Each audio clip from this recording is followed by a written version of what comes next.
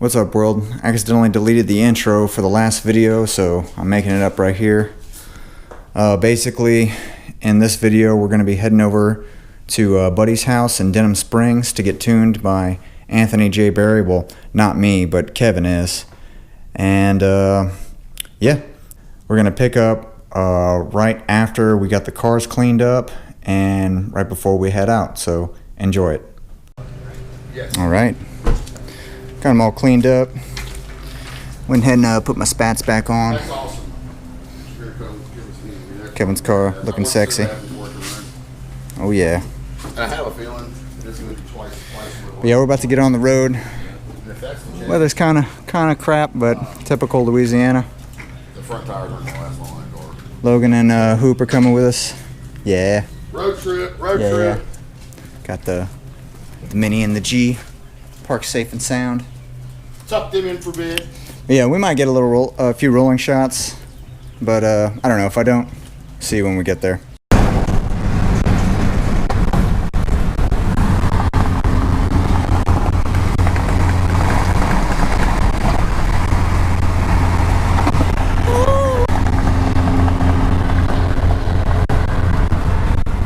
Oh yeah, on our way.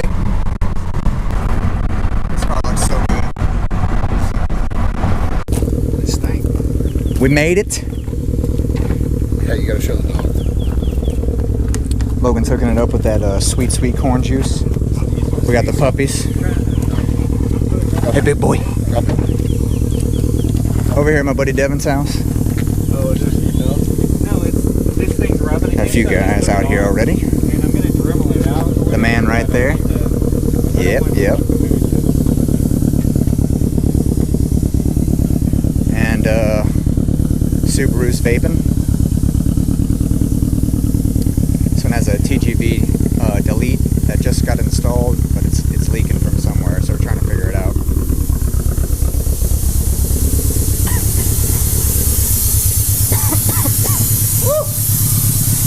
Boy, she's vaping hard. Are we gonna record this shit? I mean, I can edit it out.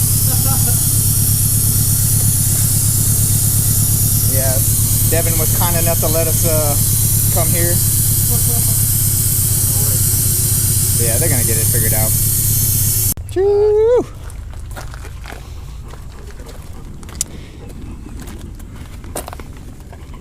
All right, about to make some magic happen.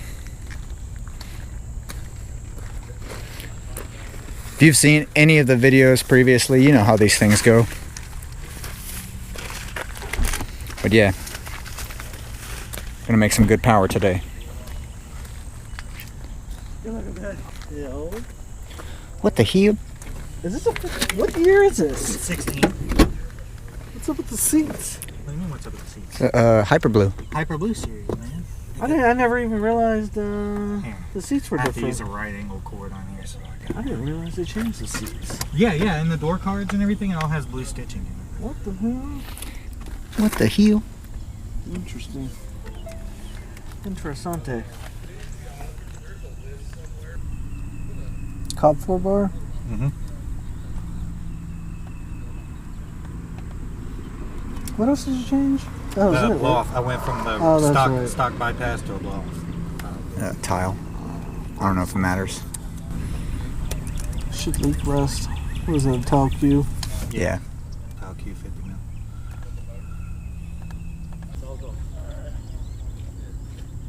Are you really gonna take a Sawzall to it? To the bracket?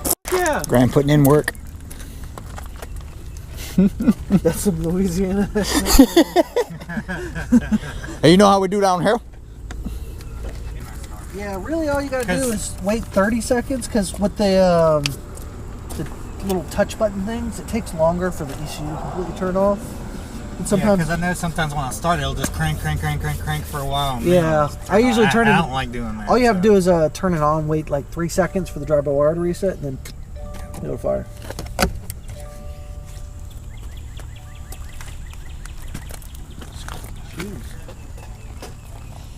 Don't mess up the fancy shoes.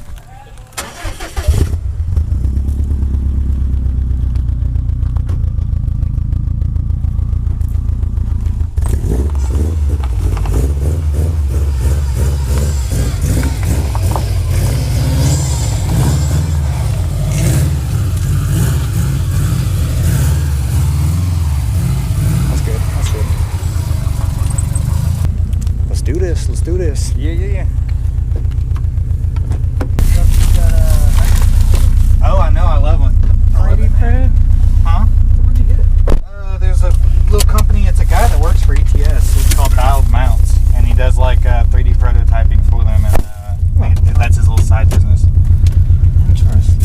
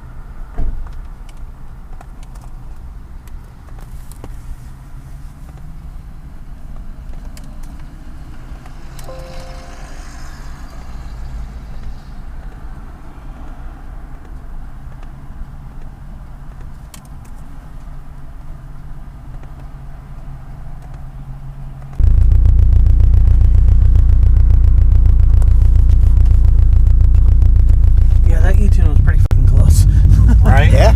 Holy It felt shit. great. Nice. We're a teeny bit low on timing up top. I mean, marginally. So I'm gonna see if I can't just add a degree and a half or so up top, and maybe a half pound of boost. But they look pretty much there. Kind of splitting hairs. I thought it was gonna be much different. Right.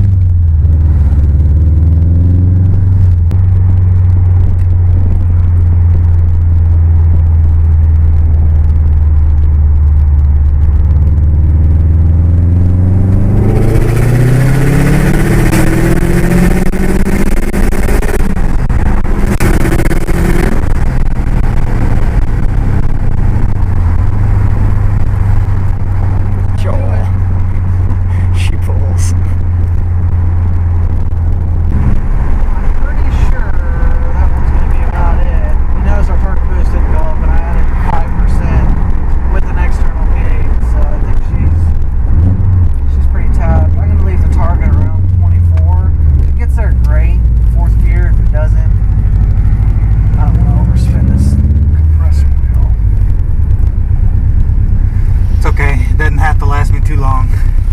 Yeah, it'll be changing that soon. Yeah. I need to be having a conversation with you about what turbo and stuff I need to go with, because I've got my eyes on something. But What is it? the PTE Gen 2 5558. I love that turbo. Yeah. Because I really want to get 500 on E, and I don't know if I need to do head work or whatever, but I'm doing the ETS 3.5-inch front mount and the ETS rotated kit. I would do the 5658. Do they still have that? They might only be the 5558 now.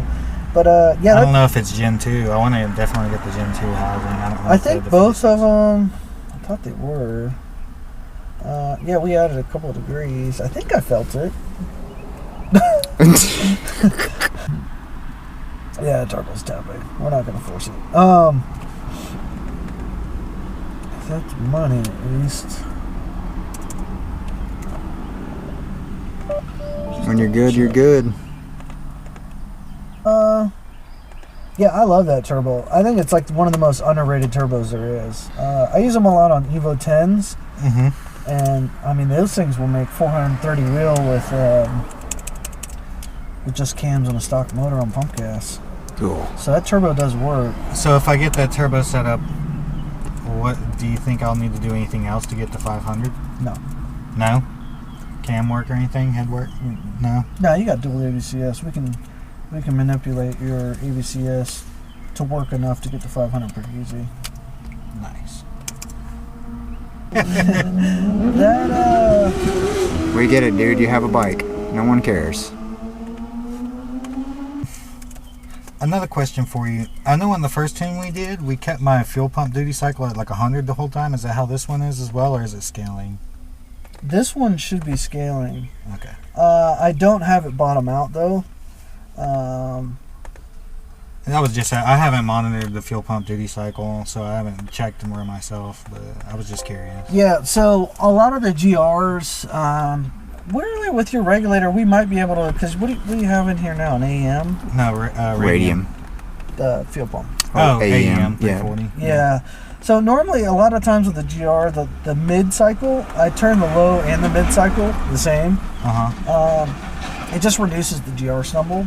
With a radium regulator, you shouldn't have any anyways, but you can get this weird sensation of like when you're at a solid cruise and you go to tip in and there's no fuel. So a lot of times, like your low duty cycle right now, it won't drop below 66. Oh, okay. So I can change it back to 33, but No, I mean, I was just curious, out of think- curiosity. yeah, I think high-low works better, the 5100 method rather than this third method. Yeah. So a lot of times with the GR, you'll see the same thing, that they set the mid and low the same.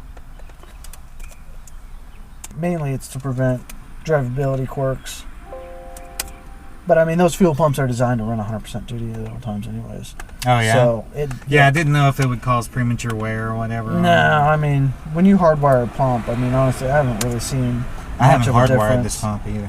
Yeah, I mean, even when you do, they're at 100 all the time. I haven't really even noticed much difference. Yeah, I've had mine hardwired for about 2 years now. Yeah, so I mean, if there's premature, 2 years for a fuel pump for an aftermarket fuel pump's pretty decent for being hardwired. Mhm. They can go up before 2 years not hardwired. Yeah. Actually, the problem with DWs is like I don't know what it is internally, but like whenever you actually set a DW pump to like 33, 66, 100, that transition between 33 and 66, that low voltage or amperage area of the fuel pump usually shorts out first, so people get like weird stumbles and shit before the fuel pump goes out. Gotcha. So almost every single DW is set to like 66, 100. Yeah. So you think that AM 340 will be good at 500 as well? You'll probably need to hardwire it, but it'll get there. Yeah, I was planning on doing the iWire kit. Yeah. iWire is definitely the way to go. The problem is a lot of times they're not in stock, and it is expensive. Yes. It's like $200 something for a hardware kit, but I mean it's it's got got that beefy fuel pump controller and stuff that comes with it. Yeah. How much is it now? It's like $250. Yeah, that's what I thought. But I mean, it's quality shit. You never have to worry about it. Mm-hmm. And it's peace of mind. Mm-hmm. Yeah, I've been loving playing with the Racer Boy Burble stuff. That's good stuff. Yeah. Yeah, it sounds. Breaknecks everywhere. Everyone's turning around. What is that noise? That car's running like shit. Yeah. And the pop, or like I guess the fuel is based on like coolant temp too, right? Yeah. It's supposed to. I'll be honest, I'm not sure if it works based off coolant temp. That's mainly FAs. I have it set up for coolant temp. Half the time it pops whenever the hell it wants. Gotcha. I mean, it's HAEC. It is what it is. Yeah, because with mainly it's on over 2,500 RPM. It's usually the trigger. Yeah, because I gotta like drive mine hard to get it to pop. Really? And then because I have the Mishimoto 10 degrees colder, and my coolant temps rarely get over 170, especially with the cold weather. Oh yeah, I can fix that. Okay, sweet. So the coolant base temp does work on theirs. I have it turned on at 176 and 2,500 RPM. Oh, Those okay. are the two triggers. Yeah. See, like I'm constant like 160. So you know what I mean? It's off. Yeah. Okay. Well, that's good to know that my temp comp actually works. I didn't think it did half the time. Sweet. Awesome. But yeah, just remind me. I can send you a map. Okay, cool. Great success.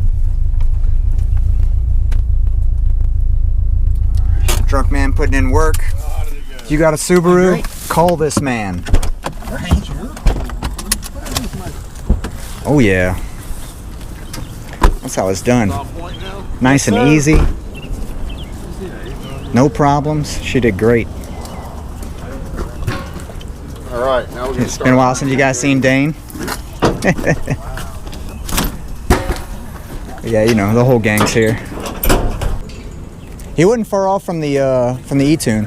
Oh yeah. Yeah. He tweaked a few things, and yeah, she responded really well. You know. Cool. Let's go let my car respond well. Let's do this. I'm anxious. It's like a big fat piss, and then Yeah, me too. it's time to take that arduous journey. Right. Word. Now you gotta do the boost. Yeah. Good old Interstate 10.